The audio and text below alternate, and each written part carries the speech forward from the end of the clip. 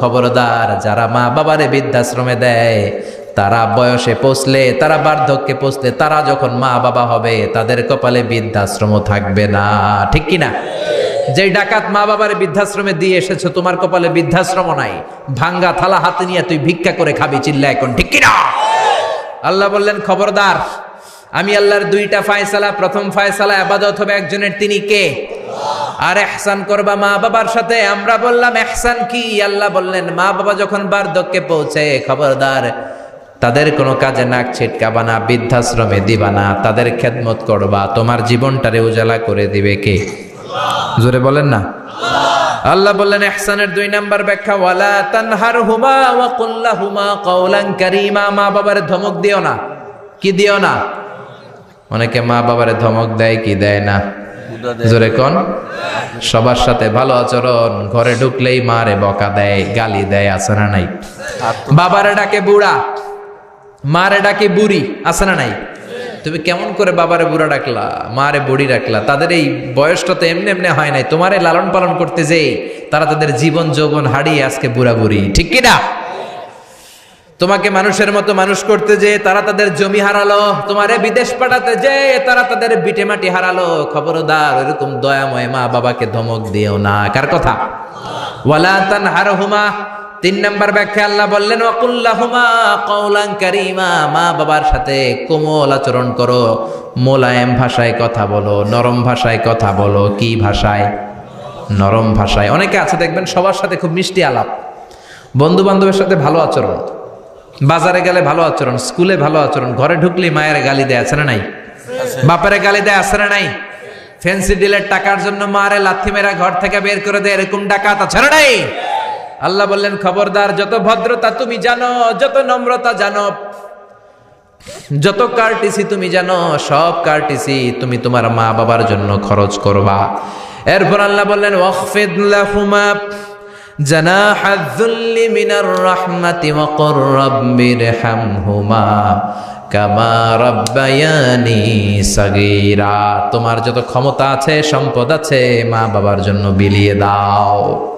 বেতন পেলে টাকাটা আগে মায়ের হাতে দাও। বউরে তো দিবেনি, আগে কিছু মায়ের হাতে দিয়ে, ঠিক কিনা?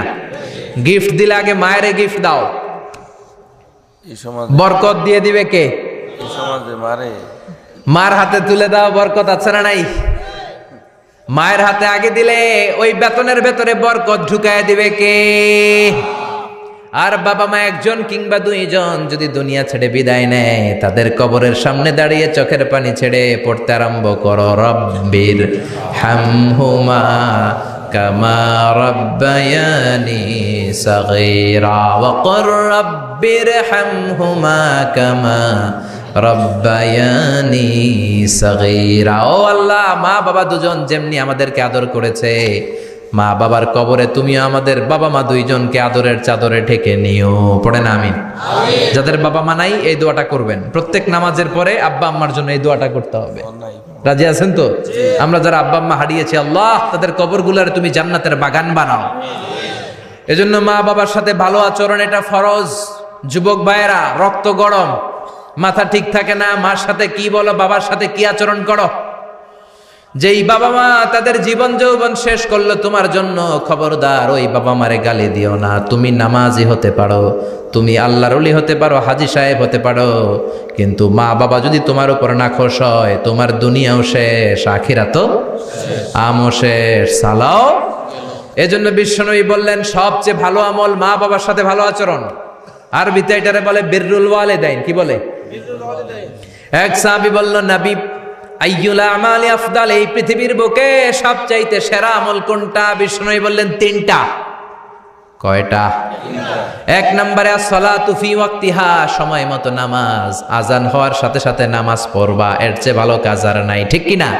সালাতে কায়েম করো, সালাতে কায়েম করো, হবে সম্মানী তুমি, হবে জান্নাতি তুমি, হবে সম্মানী তুমি, হবে জান্নাতি তুমি, দিবে কাল হাসরে শীতল ছায়া আরশে আজিম, রাব্বিয়াল আলা রাব্বিয়াল আযীম। সুবহানাল্লাহ পড়েন। 1 নাম্বার হলো আসসালাতু ফি ওয়াক্তিহা, সময় মতো নামাজ পড়া। 2 নম্বরে বিররুল ওয়ালিদাইন, মাতা পিতার খেদমত করা।